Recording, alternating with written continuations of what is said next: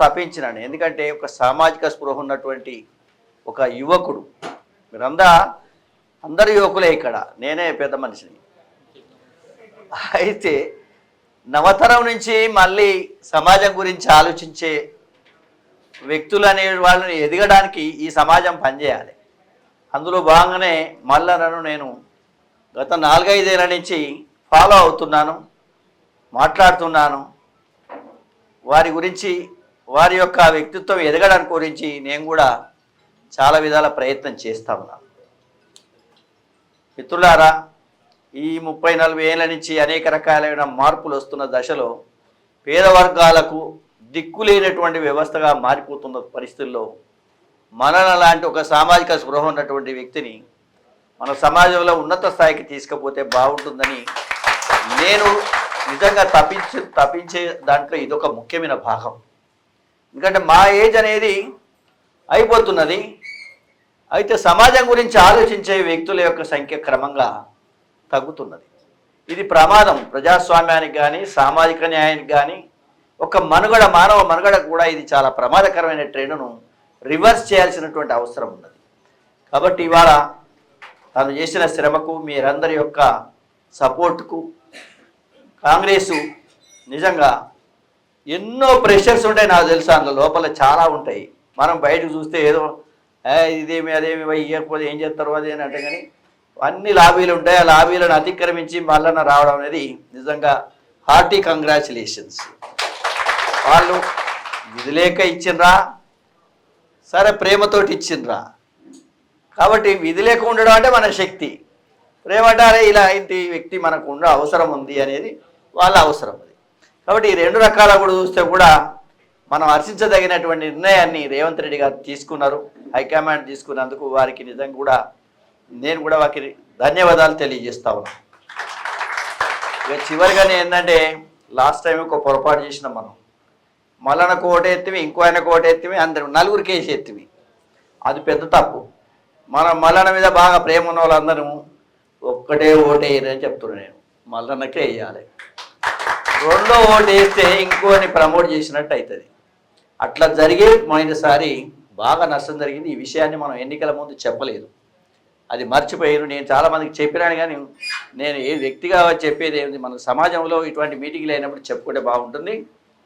2వ ప్రిఫరెన్స్, 3వ ప్రిఫరెన్స్, 4వ ప్రిఫరెన్స్, ఆయన ఒక ఫ్రెండ్ ఉన్నాడు, ఈయన ఒక ఫ్రెండ్ ఉన్నాడు, ఆ పార్టీ వాడు మన దగ్గర ఉన్నాడని ఈ ఆలోచనలతోటి మనం చేసే తప్పులు ఏమైనాయి అంటే మెజారిటీ వచ్చి కూడా మనం ఓడిపోయినాం.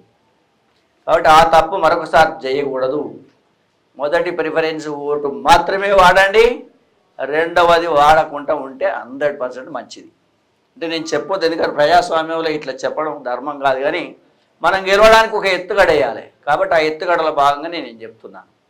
ఇంకొక విషయం అయితే మల్లన్నకు కూడా ఇవాళ ఇంతకుముందు రజనీ అన్నాడు మనం గెలుస్తున్నాము అని అంటున్నప్పటికీ కూడా మనకు కాన్ఫిడెన్స్ లెవెల్ను ఉండాలి లోపల, కానీ ప్రజల ముందు మేము గెలుస్తున్నామని చెప్పడం అనేది అది కరెక్ట్ కాదు. ఎందుకంటే అప్పుడే గెలిచిరా అనేటువంటి ఒక అభిప్రాయం వచ్చేటువంటి సమాజం ఉంటుంది. కాబట్టి మనం గెలుస్తున్నది అనేటువంటి విశ్వాసం ఉన్నప్పటికీ కూడా మనం ఒక విశ్వాసాన్ని మనలో దాచుకోవాలి, మనలో ఒక శక్తిగా మార్చుకోవాలి. కానీ ఎదుటి వాళ్ళని కించపరిచే విధంగా మనం మాట్లాడొద్దు. అంటే ఎందుకంటే మనం మాట్లాడవచ్చు, నేను కూడా మాట్లాడతా, కానీ దానివల్ల నష్టం జరిగే ప్రమాదం ఉందని చెప్తున్నాను నేను.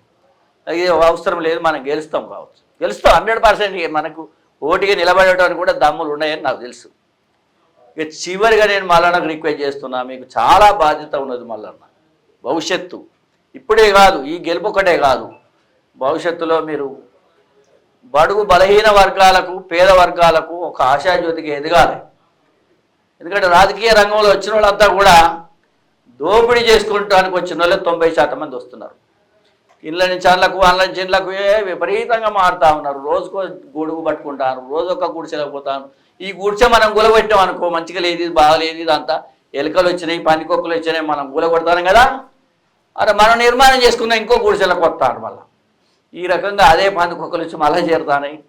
కాబట్టి ఒక మంచి వ్యక్తిని ప్రమోట్ చేస్తున్నాం. కాబట్టి చిరకాలం మీరు సమాజంలో ఉన్నంతకాలం మీరు బడుగు బలహీన వర్గాలకు, పేద వర్గాలకు అండగా నిలవాలని, మీకోసం శ్రమించే వాళ్ళ యొక్క ఆశయాలు నెరవేరే విధంగా మీరు పనిచేయాలని సరే మీరు గెలిచిన తర్వాత ఇచ్చే ఉపన్యాసమే ఇస్తున్నాను నేను.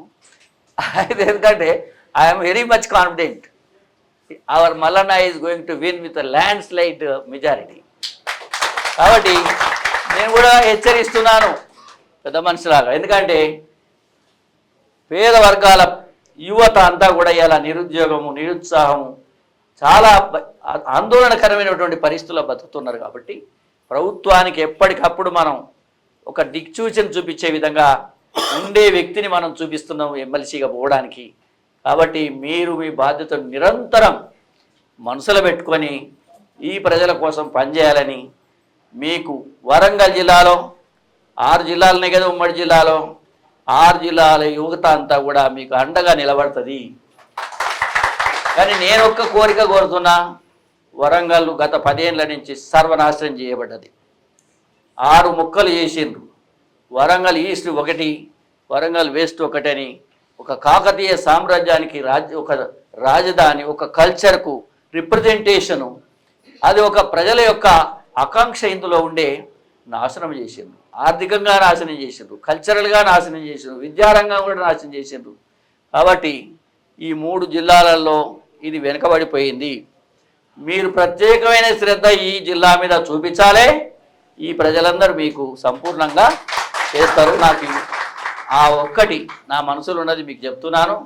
మీరు పూర్తి మెజారిటీతోటి చాలామందికి డిపాజిట్లు రాకుండా ఉండే పరిస్థితుల్లో గెలుస్తారని విశ్వాసం వ్యక్తం చేస్తూ, మీరందరూ కూడా అప్రమత్తంగా ఈ 2000 రూపాయల కోటి తిరిగేటోడు ఉంటాడు, 3000కు తిరిగేటోడు, వాళ్ళతోటి జాగ్రత్తగా మాట్లాడి మీరు వాళ్ళందరి యొక్క ఓట్లు మన మల్లన్నకి వేసే విధంగా పనిచేయండి. నాకెక్కడన్నా బాధ్యత మాట్లాడడానికో, మంచి మీటింగ్లలో ఎక్కడన్నా 5 నిమిషాలు మాట్లాడడానికి నాకు బాధ్యత ఉపచెప్తే నేను కూడా వచ్చి చేస్తాను.